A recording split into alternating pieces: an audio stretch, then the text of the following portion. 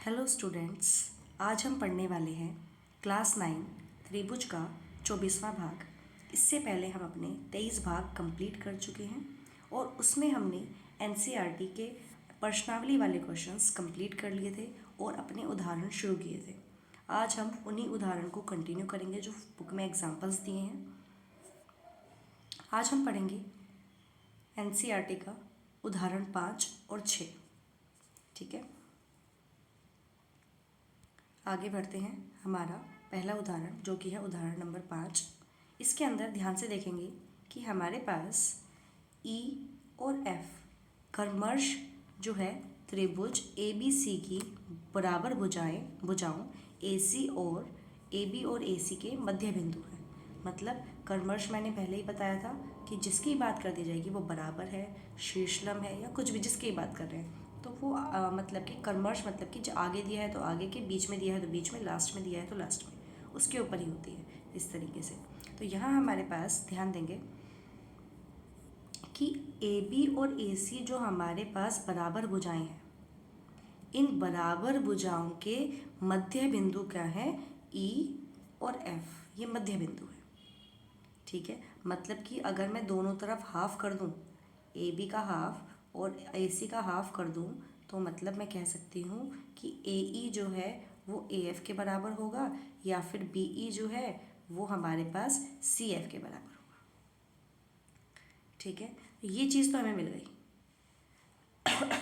अब ध्यान से देखेंगे, हमें दर्शाना है कि ये जो हमारे पास BF और CE है, ये और ये हमें क्या करने हैं? बराबर करने हैं। इसके लिए हम क्या करेंगे? त्रिभुज लेंगे जो हम सर्वांगसम कर सकते हैं। ठीक है, अब सर्वांगसम करने के लिए इससे पहले मैं एक चीज़ कराती हूँ कि हमें पता है कि AB AC के बराबर है। ये जो AB भुजा है वो AC भुजा के बराबर है।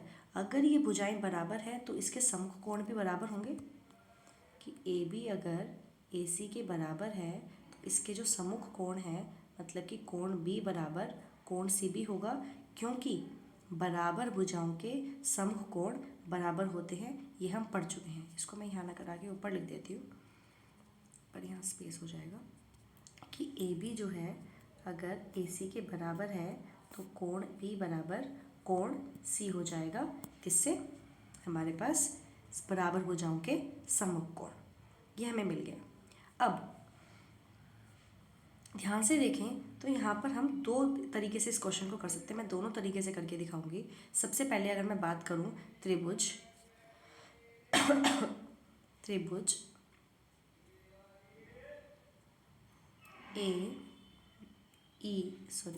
B F, ये जो ऊपर की तरफ जो हमारे पास त्रिभुज बन रही है जिसमें कोण A जो है वो बेनिस्ट है, वो वाले त्रिभुज। दूसरा त्रिभुज है हमारे पास AE और F, AE और C, ये हमने त्रिभुज ले लिया। इसके अंदर हम साफ साफ देख सकते हैं कि हमारे पास AB जो है AC के बराबर है, क्वेश्चन में दिया गया है।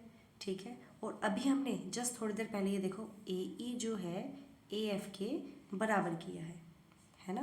तो AE जो है वो AF के बराबर किया है। ठीक है, और ये जो A कोण है ये दोनों में क्या है? वो बेनिस्ट है। तो ध्यान से देखने पर हमें पता लग रहा है कि ये SAS सर्वांग समता नियम बना रहा है ना? कैसे कि AB जो है वो AC के बराबर और कोण A वो बेनिस्ट, और AF जो है वो AE के बराबर। मिल गई तीन चीज़ें जो कि SAS बना रही हैं, भुजा कोण भुजा बना रही है, जिससे मैं क्या कह सकती हूँ कि ये दोनों त्रिभुज हमारे पास क्या है? सर्वांगसम है। अगर ये दोनों त्रिभुज सर्वांगसम है तो मतलब कि इनकी ये जो भुजाएं हैं BF और CE, ये जो है CPCT से बराबर हो जाएंगी। ठीक है, दूसरा तरीका क्या है? देखो इसमें इसका यूज़ तो हुआ ही नहीं है, मैंने लिख पाया था, है ना? इसका यूज़ नहीं हुआ, इसका यूज़ भी होगा। ये देखो कैसे, ध्यान देंगे। अगर मैं ये थोड़ा सा हटा दूँ इस वाला पोर्शन,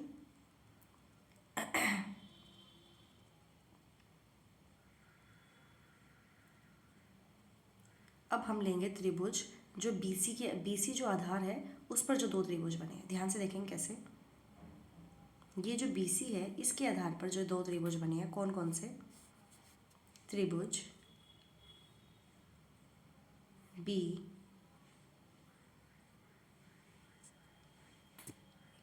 त्रिभुज BEC और त्रिभुज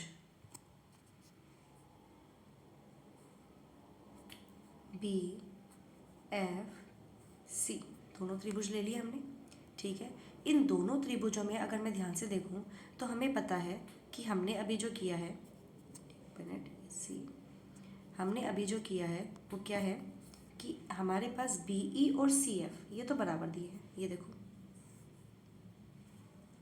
किया हुआ है हमने, है ना।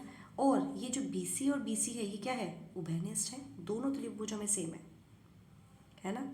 और अभी अभी हमने जो ये ऊपर किया था, ये कोण B जो है ये किसके बराबर है? इस कोण C के तो बराबर है ना। नीचे जो बेस BC जो बेस है उसके आधार पर जो त्रिभुज बन रहे हैं उसके अंदर भी हमारे पास कौन सी सर्वांग समता नियम लग रहा है? SAS। कैसे कि BE जो है वो CF के बराबर है, ठीक है, और कोण B जो है वो कोण C के बराबर है, और जो BC है वो हमारे पास BC मतलब कि उभयनिष्ठ है। ठीक है, मिल गई हमें तीनों चीज़ें। जहाँ हमें तीनों चीज़ें मिल गई वहाँ हम क्या कह सकते हैं कि हमारे पास ये दोनों त्रिभुज क्या है? सर्वांगसम है। और CPCT से हम क्या करेंगे? इसको जो है बराबर कर देंगे, जो हमें चाहिए था PF और CE जो है वो बराबर हो गए CPCT से। ठीक है, ये थे इसके दो तरीके करने के। अब यहाँ जो मैंने लिखा है उस पर ध्यान देंगे, इसको भी एक बार रीड करके देख लेते हैं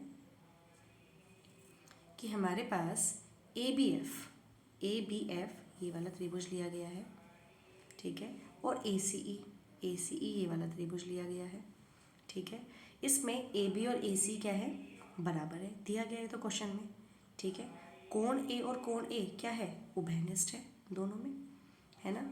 और AF और AE जो है बराबर भुजाओं के आधे, बराबर भुजाओं के आधे जो हैं वो AF और AE है, तो वो भी क्या होंगे? बराबर होंगे।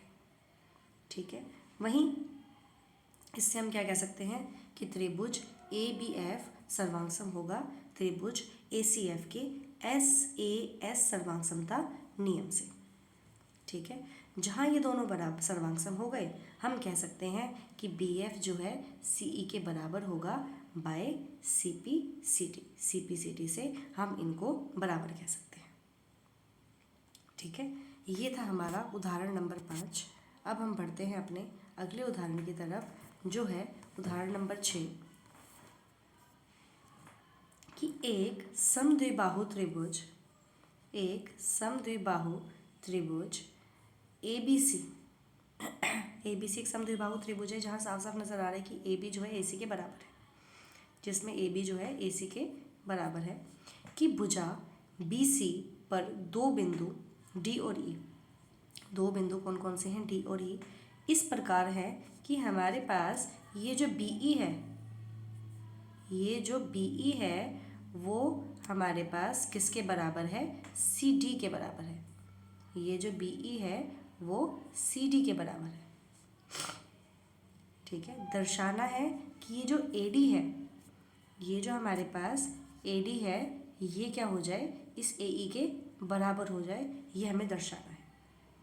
ठीक है, अब ये अगर मैं ध्यान से देखूं तो किस त्रिभुज की बात हो रही है?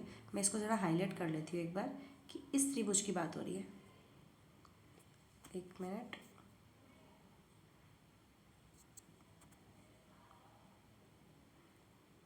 ये इस त्रिभुज की बात हो रही है ना। तो इस त्रिभुज की अगर मैं दो भुजाएं बराबर करना चाहती हूँ तो हमारे पास दो ही तरीके होते हैं। कौन कौन से? ये होंगे हमारे पास कोण D और E। अगर मैं इनकी बात करूँ, अगर मेरे पास कोण D बराबर कोण E हो जाए तो ये जो भुजाएं हैं ये क्या हो जाएगा? ये क्या हो जाएंगी? आपस में बराबर हो जाएंगी। या तो ये हम कर सकते हैं, क्योंकि अगर बराबर कोण होंगे तो इसकी सम्मुख भुजाएं बराबर होंगी, है ना। एक ये तरीका हो सकता है। नहीं तो हमारे पास हमें पता है कि किस त्रिभुज में आ रही हैं दोनों भुजाएं। अगर मैं उस त्रिभुज को हाईलाइट करूँ जिस त्रिभुज में ये आ रही हैं, तो एक इस वाले त्रिभुज में भी आ रही हैं और एक इस त्रिभुज में आ रही है, ये रहा, है ना। इन दोनों त्रिभुज में हमारे पास AD और AE मिल रहा है। अगर मैं इन दोनों त्रिभुजों को सर्वांगसम सिद्ध कर दूं तो क्या कह सकते हैं कि ये हमारे पास क्या हो गए, CPCD से बराबर हो गए। अब इसके अंदर ये हमारे पास ये कोण तो इसके ये भुजा तो इसके बराबर है ही, AB बराबर AC।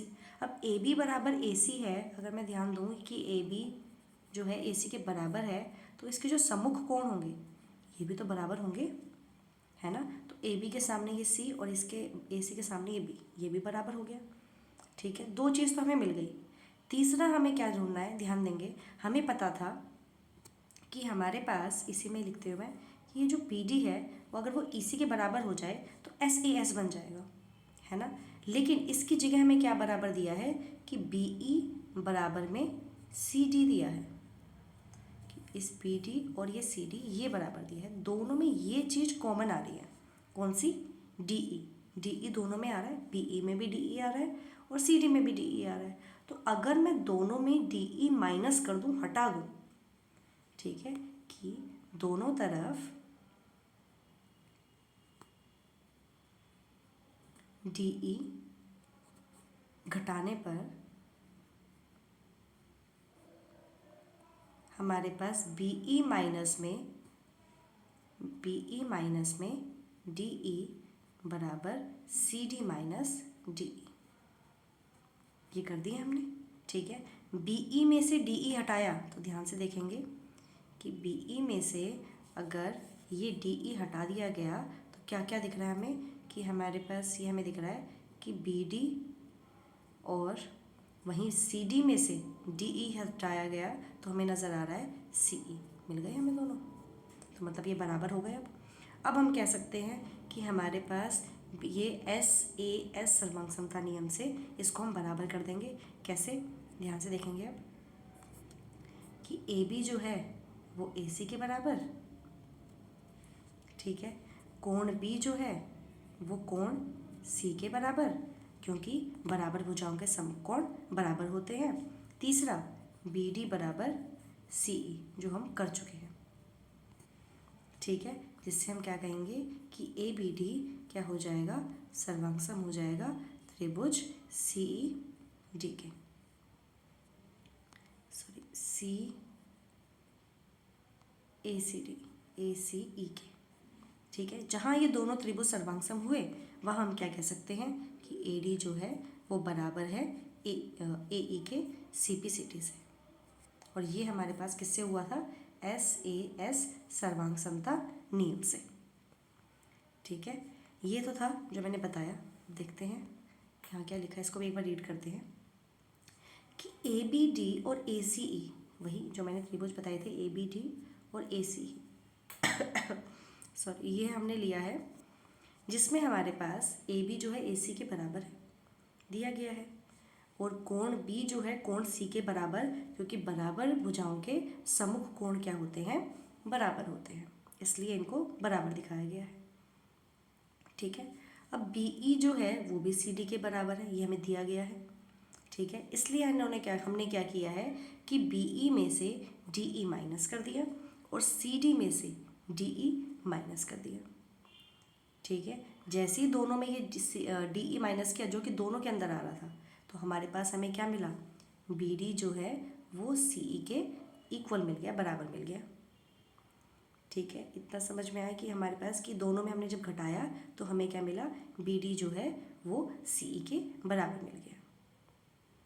वहीं हमारे पास जो त्रिभुज है ABD को हमारे पास सर्वांगसम हो गया, कॉन्ग्रुएंट हो गया त्रिभुज ACE के, किससे, SAS नियम से। ये 1 2 3 इसलिए लिखा है कि एक ये वाला हमारे पास बना था, एक ये और एक ये, इन तीनों से हम कह सकते हैं कि ये त्रिभुज हमारे पास क्या है, सर्वांगसम है SAS सर्वांग समता नियम से।